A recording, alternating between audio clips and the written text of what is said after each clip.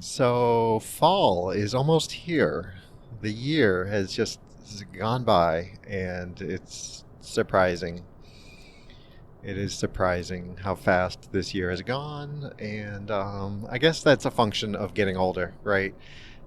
They say when you're younger, each individual year is a much larger proportion of your life, and so a year seems longer. I don't know if I agree with this. I don't know if that's the reason. I agree with the fact with the idea that as I get older, the years seem to creep by faster.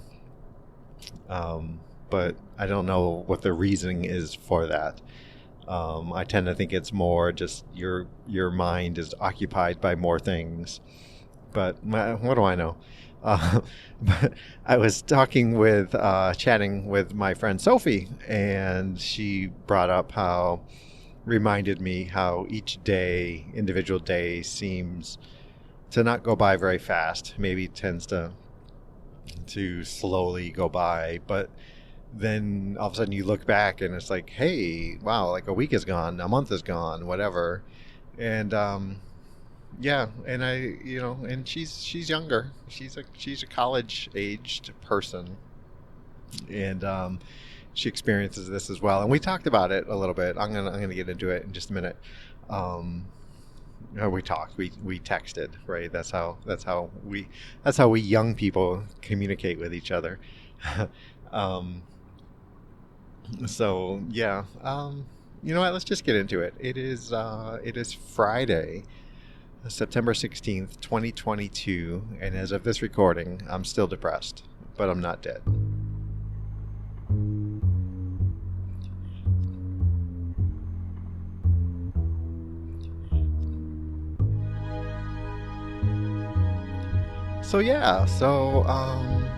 Chatting with my friend Sophie, and this is nothing new what I'm about to talk about, but I'm pretty sure I've talked about it before. But basically, that each day, individual days seem pretty long, right? I mean, I get up, and if you're me, you get up early, and the day just seems to be forever long, right? Like 20, 28 hours, 29 hours, 30 hours, 100 hours, a billion hours. Why not? Let's be wow, I can't even think of what I want to say.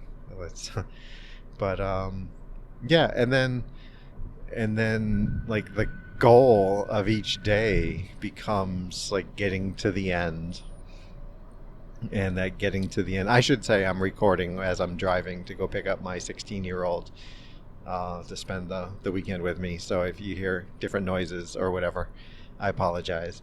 Um, but the goal of each day is to get through the day, right? And then you push off maybe getting things done. Like every day seems long, but you never seem to get anything done because like that's tomorrow. JP can worry about that, and I'll let him worry about the jury summons or the bill or the making an appointment or doing this or doing that. And so you push those things off, and yeah, and then tomorrow JP comes along, and he's no longer tomorrow JP, he's today JP. And he's like, I'll let tomorrow JP worry about that. And so things keep getting kicked down the field, right? Further and further along. And because like your goal is to get through the day, to get to the end, to get to bedtime. And I'm just like white knuckling it till I get to bedtime. And then I'm just so happy that it's an hour until bedtime. Well, I can't do anything now. I gotta start getting ready for bed or start relaxing or whatever. And as if relaxing is the thing, right? Um, and then tomorrow JP comes along, and like I said, he's today JP, and he doesn't want to do the same things. He has the same today JP problems, but yeah, so then you find yourself like a month later, and where did all the time go? And all the time went to just like white knuckling to get through the day.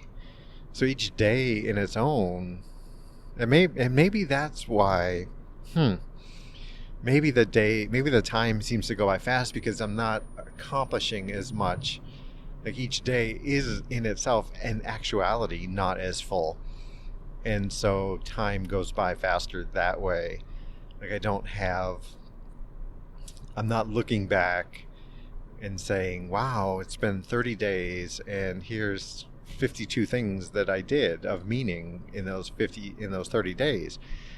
And so maybe that's where it seems like time has gone by fast comes from. Like if I could look back and have, that 50 memories from the past 30 days of whatever, I don't know, like writing a blog post or visiting with an old friend or something meaningful at work one day, maybe another day when Nora and I made a fantastic meal and why wasn't that great or whatever. And I don't, and so that gets even deeper, right? Because then we're into like JP doesn't value anything that he does. So maybe I do those things, but I don't value them enough that I look back and I say, oh yeah, I did those things. Like this weekend, my youngest is coming out and we're getting her COVID booster and her flu shot, and we might go to kind of this outdoorsy art park walk and view like big installations of art sculptures or whatever kind of thing. And Nora's dad and stepmom are going to be here. It's like a big weekend of people visiting the house, and like I already anticipate. I guess anticipate's the wrong word. Anticipate means like I want it to. Doesn't mean like it's a foregone conclusion. Maybe it's almost, but it's not. But I don't expect. That's a better way. I don't expect that. I'm gonna put much stock into the things that I've done, so the much value into these things, because like getting her shots is just that's what you should do. So it's not whatever. Like I jokingly have called it like a bonding thing, and it probably is. But like she still needs driving hours, so she's going to drive. 3 towns over is where we're going to get these shots and whatever. And we'll probably go out to eat. Saturday night with Nora's dad and all that. And whatever, but by next week, it's not gonna stick, right? It's not gonna have meat to it in my head. Not in actuality. We're not talking about reality. We're talking about JP's twisted mind function, whatever. So, but maybe that's it. Maybe that's why time seems to go by so fast looking back, is because I don't have those keystone moments, those keystone things that happen, events, where I can say, well, yeah, I did that. So yeah, that was clearly a day that is independent from day 3 when we went and got vaccinations and went for a nice walk at this art installation project thing, right? Like I have a hard time ascribing value to those things. And yeah, maybe I don't know if I'm explaining this right. Let me know. Am I explaining this right? So yeah, so that's a thing that's happening, going on. And what else? I got my vaccinations already, and I did it a little bit sooner because anticipation of a half marathon, not this weekend but next weekend, and I didn't know if I was going to have side effects from the vaccinations, and I didn't want to have an out. I didn't want to have an excuse for this half marathon is so hard because I'm still dealing with side effects from the shot, whatever, right? Um, so I did that the other day, and no side effects whatsoever, not even a sore arm. So woohoo, go me! Makes me, science JP wonders, well, is it really doing what it's supposed to do? Because that's, as I understand it, one of the signs of the muscle, or the muscle being host to the place where the antibodies are made, is that you get the sore arm. And like that's a good sign when your arm is sore. So without a sore arm, are the things happening that should be happening? I don't know. Um, yeah. So there's that. My 18-year-old is still at college, so she hasn't dropped out yet. Not that I think that's an option, or not an option. It's always an option, but I don't think it's something that will happen. And she's doing really well and seems happy, and I'm pleased. I'm happy for her, and that is actually my biggest source of kind of enjoyment of good stuff. That's the good stuff in my life right now, is how she is enjoying her time away at Michigan State University and doing her thing and learning new things, experiencing new things. She's got a job, and she's learning about what it's like to have a credit card and how you should pay it off, and how to set up billing, and how to set up direct deposit for a new job, and how to find classes and do labs and all kinds of stuff. So she's good. I'm excited for her, and a little bit envious still of that she's getting to experience all that. Um, so yeah, there's that. That's a good thing. Um, yeah, the weather is still. It's not quite as oppressively hot, but it's still hotter than I need it to be for running. And I'm figuring out a few things about my body and my fitness and my ability to run in different climates, and all while trying to lose weight, and that's been terrible. Let's talk about that, because you guys tuned in to hear about my dieting, right? Well, let me tell you, Nora has been away for the past couple days, and is well documented that when I travel for work, my diet is very poor. Well, it turns out, it seems like every now and then when Nora travels for work, my diet gets really bad as well.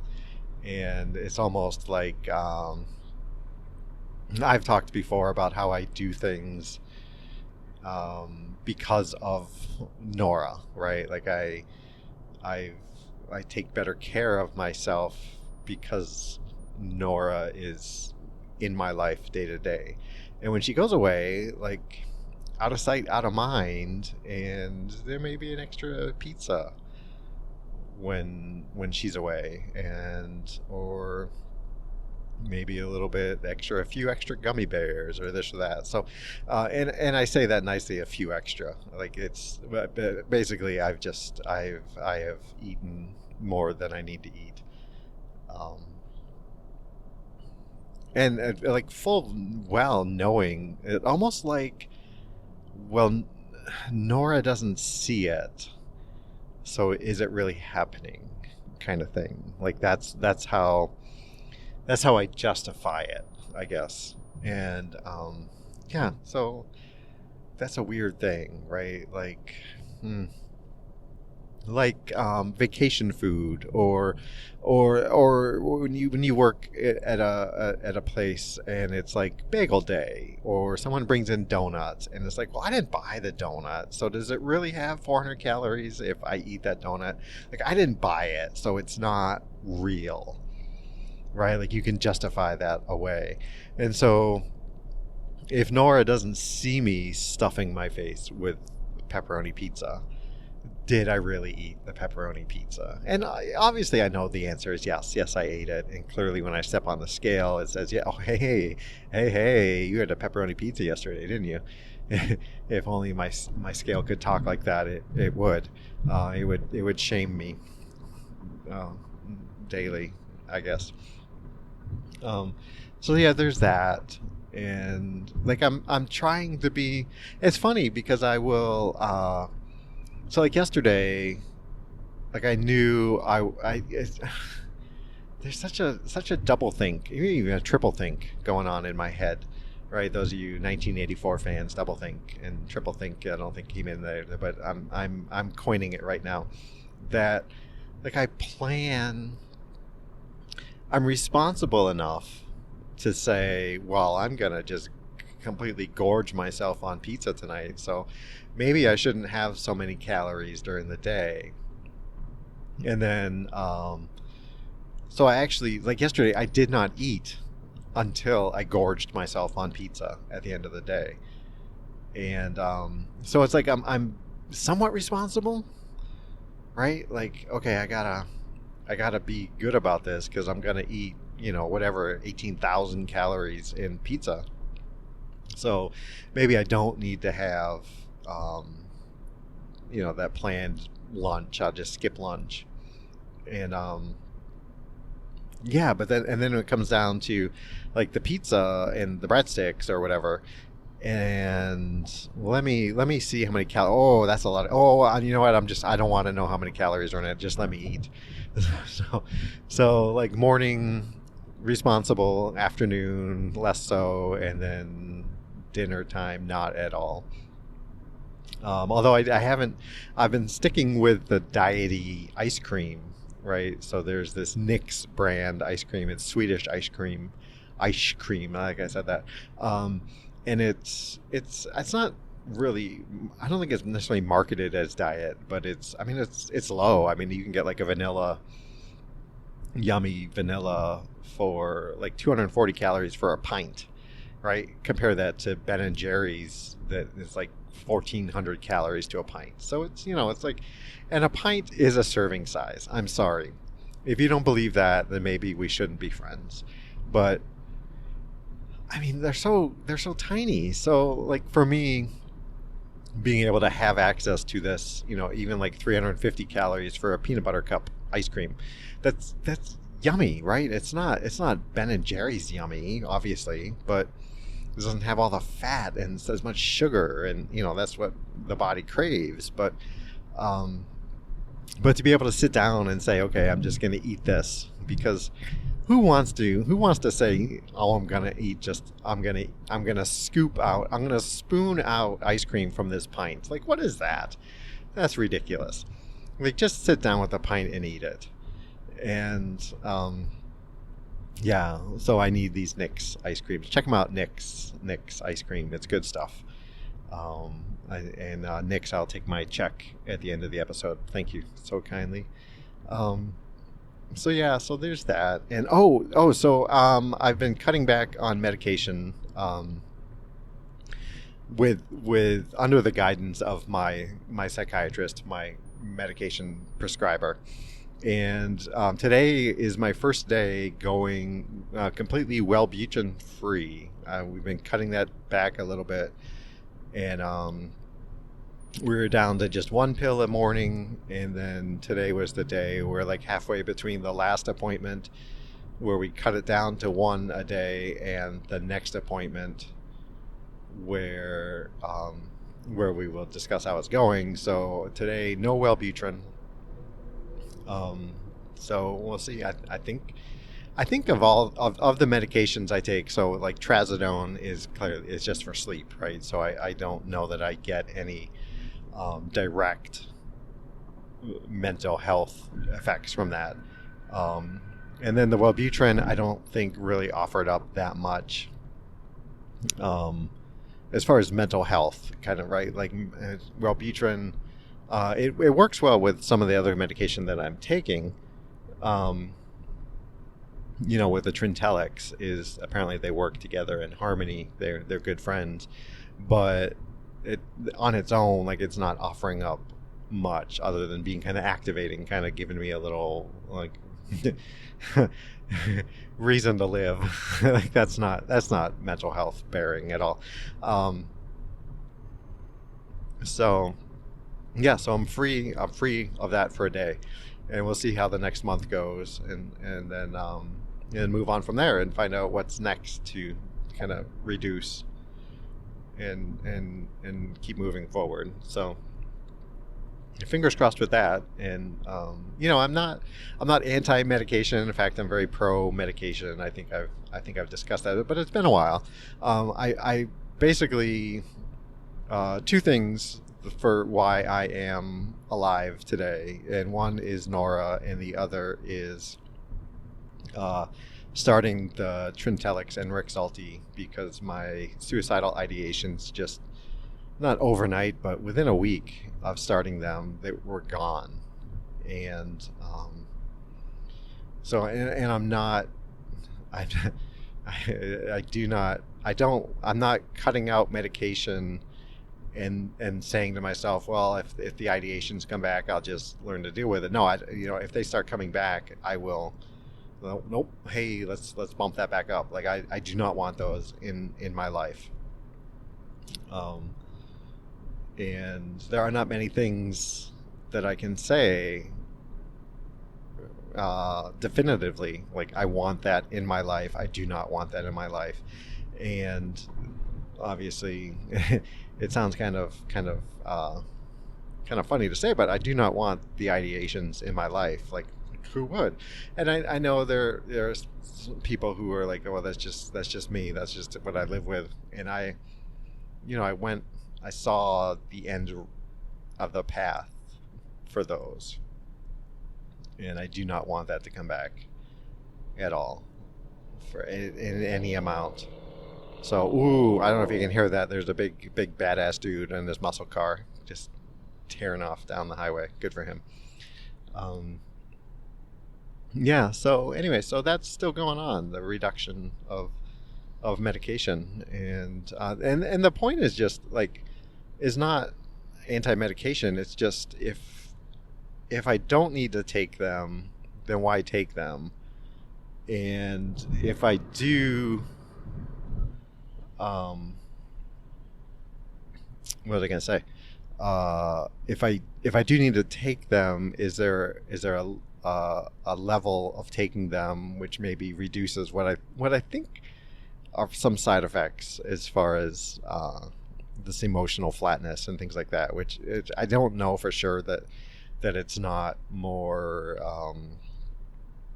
just me, because I have a hard time thinking of a time when I like felt emotions on a daily basis, right? And so I don't know what's me just repressing versus what's being retarded by the medication that I'm taking. I don't know. But I mean, if I can investigate this and see, and maybe I find out that, hey, it's the Rexulti isn't necessary anymore, and oh, by the way, that was what was kind of keeping you from truly experiencing joy. And and I have flashes of this. Like I said, I'm excited for my 18-year-old, and she's in school, and so things like that will happen. But the nuances of things, I want to experience those too. And I understand, I think I've talked about it a little bit on here, that it's not just the good feelings that are going to come back, if feelings do come back in earnest. And I'm not too excited about that. And I fully accept that there might be a point where emotions are here, and I'm just like, no, I will go flat for the rest of my days to avoid those terrible feelings that come along. Like I'm not. I guess I would hopefully give it a chance to become better equipped to handle them, but as of right now, I'm not equipped to handle the truly bad emotions that I know people deal with on a daily basis and have figured out ways and coping mechanisms, and I just don't have those, because I don't have a store of knowledge or experience to draw from to say, oh, okay, this feels terrible, but it's going to get better. Like for me, the few times that I've felt terrible, I'm like, oh my God, like how does this go away? And can it go away? And I feel so powerless and helpless. And I get that's not unique to me at all, but I don't know, maybe I don't know. Maybe I need to, yeah, I mean, I would give it a shot, right? But I don't know. I don't know. I don't know. I don't know. Hey, you know what? I don't know. um, so there's that. And what else is going on? Nothing else really. Probably stuff, but I can't think of it. Work is work. Running is running. Getting a little better. I've had some cool mornings, so running has gotten a little better.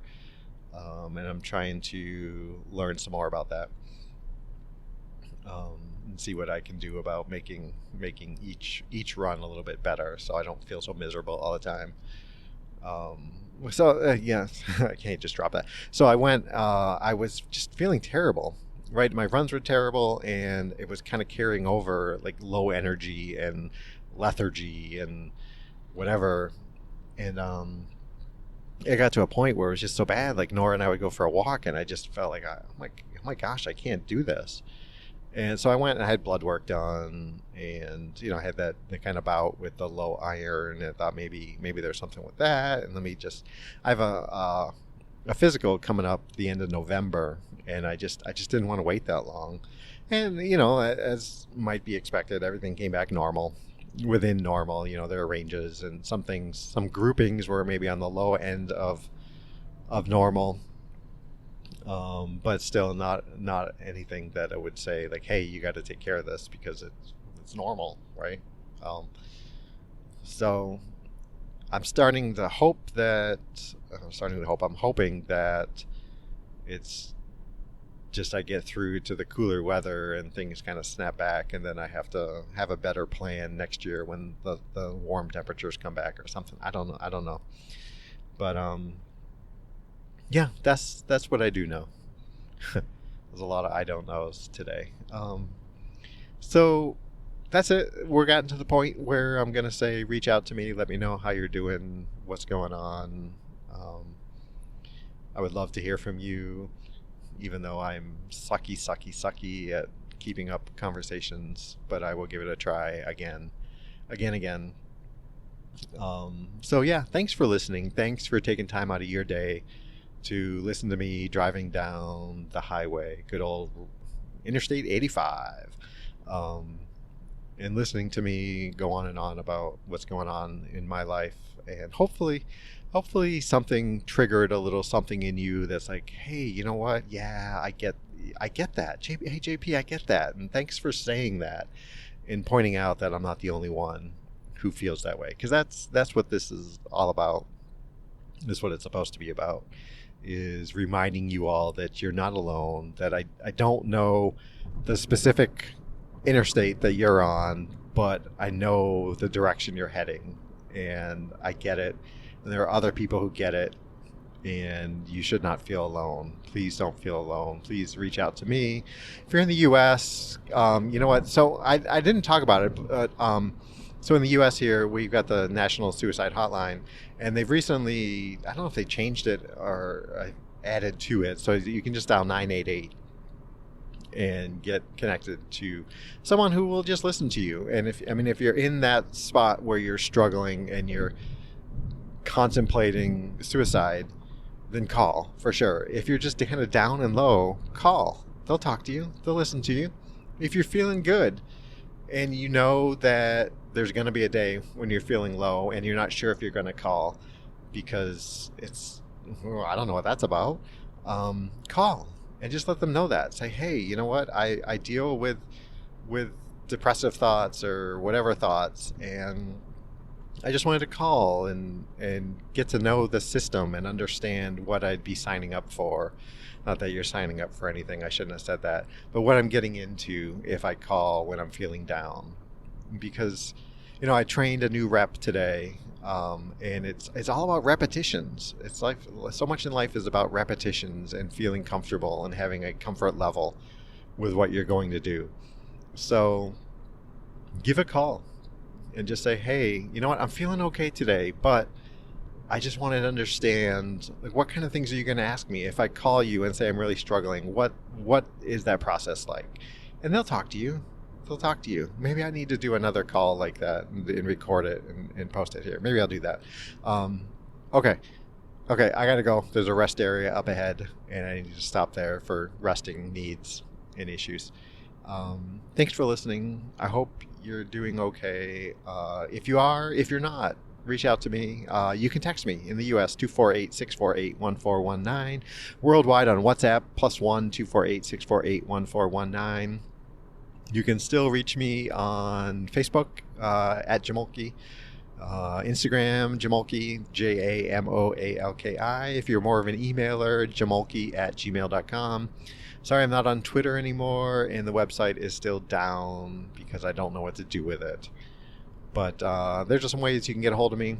I'm thinking of starting a Substack. Yeah, there's that. Oh, you know what? I am also on TikTok. If you want to see my face as I talk about silly stuff. Not really silly. I shouldn't say that.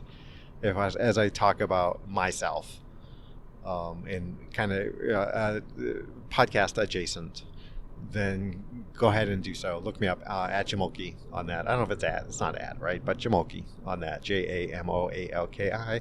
And the rest stop is here, so I gotta go. All right. Be safe and be well. Thanks, guys.